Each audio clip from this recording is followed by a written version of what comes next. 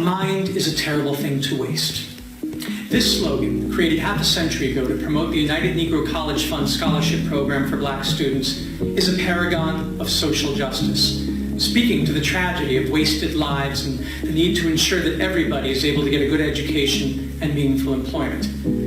It's no accident that the poorest and most powerless members of our societies are usually the ones who are expected to do all the dirty jobs and to do the cleaning up after others have made a mess. In the Army, the lowest job on the ladder is cleaning the latrines.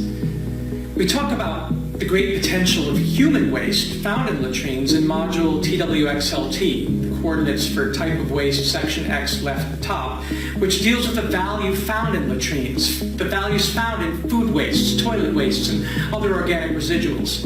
But we don't often talk about wasted humans.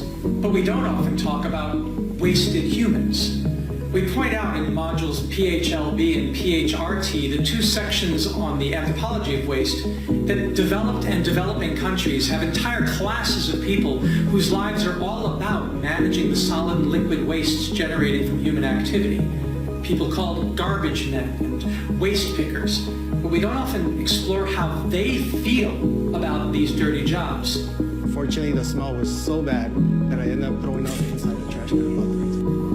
We talk in module CWRB about how artificial intelligence and robotics are altering the political ecology and political economies of waste, and tackle the labor issue that is one of waste's big enablers. But what about minds whose potential is wasted? And what about wasted lives? Is there something structurally that, though seeming to provide a solution to waste, actually encourages more of it because of how it makes us feel?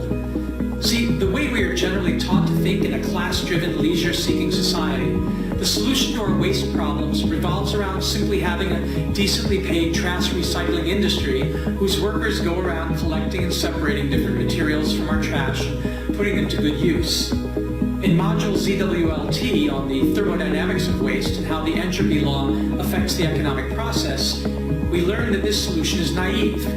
Most rent-seeking, profit-oriented capitalist or power-seeking socialist societies are structured so that negative externalities are paid for or experienced and suffered by somebody else. The current structure of our economy makes recycling waste the least attractive option as long as there are cheaper ways to dispose of it and to mine new materials. And tough luck for the losers who have no financial or political or cultural power. Tough luck if you're working or slaving away in the mines at the front end of the cradle-to-grave chain, in the factories in the middle, or in the garbage dumps at the end.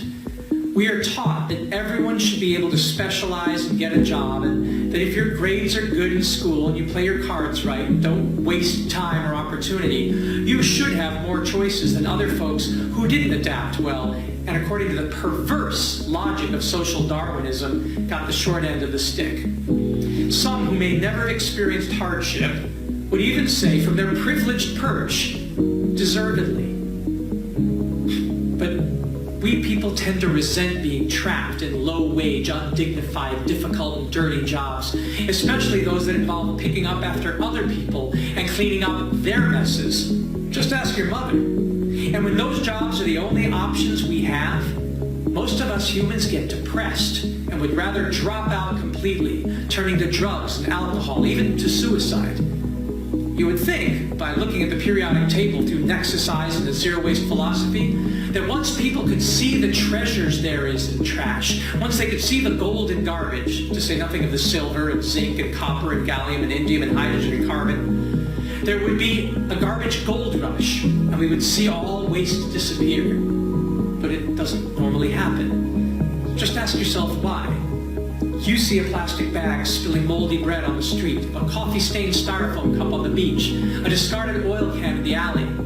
Do you stop and pick it up and take it to recycling? Usually not. Not worth your time. And then you see a so-called drifter sitting passed out, surrounded by empty wine bottles and beer cans. Or you see an unemployed homeless person pushing a shopping cart filled with what looks like trash down the alley. Or you see someone with a sign begging, "Hey buddy, can you spare a dime?" And what about all those rich kids partying like there's no tomorrow and leaving behind a mess while they sleep off their hangovers? Do you ever wonder With all the unemployment there is, so many people sitting idly, rich and poor, and the abundance of raw materials in the landscape which can be had for free and recycled to value, why can't we harness all that lost potential and make short work of waste? And further, with the abundance of knowledge that we have, and an ostensibly free educational system, why isn't everybody involved in cleaning up their communities and turning garbage into gold? Well, why aren't you? In this module, we get a chance to discuss all these thorny and controversial issues. How to eliminate waste from our lives. How to keep lives from being wasted. It's not just something to think about. It's something to do. Well, what are you waiting for? Don't waste